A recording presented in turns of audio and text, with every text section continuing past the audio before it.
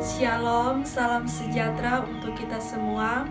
Yang terhormat Ibu Apoteker Maria Ekarista Kelau, Magister Farmasi, selaku dosen pembimbing mata kuliah fitokimia.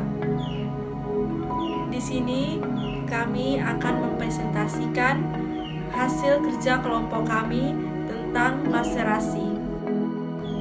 Sebelumnya, kami memperkenalkan diri kami masing-masing. Perkenalkan, nama lengkap saya Efrosina Rianon Kelen dengan NIM 194111072. Di sini saya sebagai moderator sekaligus pembawa materi pertama, yaitu pengertian maserasi, dan materi kedua modifikasi maserasi di bagian topik, digesti, dan maserasi dengan menggunakan mesin pengaduk. Perkenalkan, nama saya Fikrisnawati Seli dengan NIM 194111073. Di sini saya akan membahas materi tentang modifikasi maserasi selanjutnya, yaitu modifikasi maserasi yang ketiga, remaserase, modifikasi yang keempat, maserasi melingkar, dan modifikasi yang kelima, maserasi mengalir bertingkat. Saya Florencia Apula Suryanti Daung, NIM 194111074. Materi yang saya akan bawakan adalah prinsip maserasi, syarat-syarat pelarut yang baik, dan yang terakhir adalah keuntungan dan kerugian maserasi. Pada pemaparan materi kali ini, ada 4 pokok teori yang akan dibahas, yakni yang pertama, pengertian dari maserasi, yang kedua, prinsip dari maserasi, yang ketiga, syarat-syarat pelarut yang baik, dan yang keempat adalah keuntungan serta kerugian dari maserasi.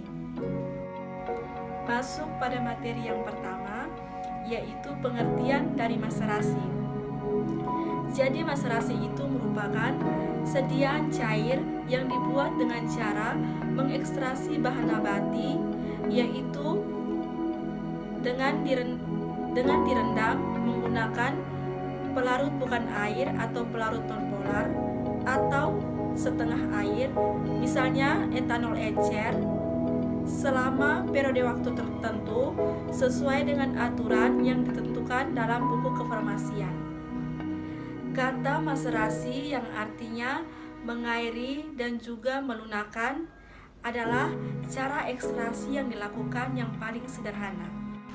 Metode maserasi digunakan untuk penyari simplisia yang mengandung komponen kimia yang mudah larut dalam cairan penyari serta tidak mengandung benzoin, titraks, dan lilin. Berikutnya ada 5 modifikasi dari maserasi. Yang pertama, digesti. Yang kedua, maserasi dengan mesin pengaduk.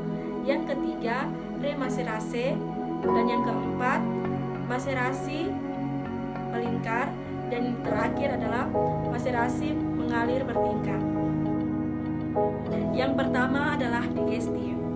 Jadi digesti ini adalah maserasi dengan menggunakan pemanasan lemah, yaitu pada suhu 40-50 derajat Celcius. Cara maserasi ini hanya dapat dilakukan untuk simplisia yang zat aktifnya tahan terhadap pemanasan.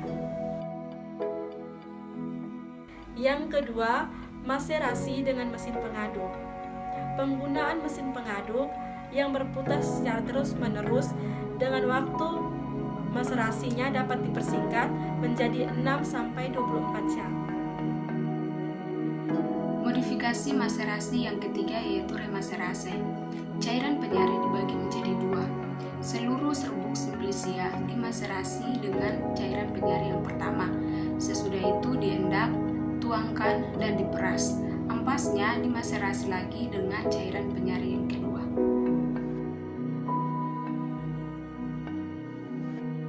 Modifikasi maserasi yang keempat yaitu maserasi melingkar. Maserasi dapat diperbaiki dengan mengusahakan agar cairan penyari selalu bergerak dan menyebar. Dengan cara ini, penyari selalu mengalir kembali secara berkesinambungan melalui serbuk simplisia dan melarutkan zat aktifnya. Modifikasi maserasi yang kelima yaitu maserasi mengalir bertingkat. Pada maserasi meningkat, penyarian tidak dapat dilaksanakan secara sempurna karena pemindahan massa akan berhenti bila keseimbangan telah terjadi. Masalah ini akan diatasi dengan maserasi bertingkat.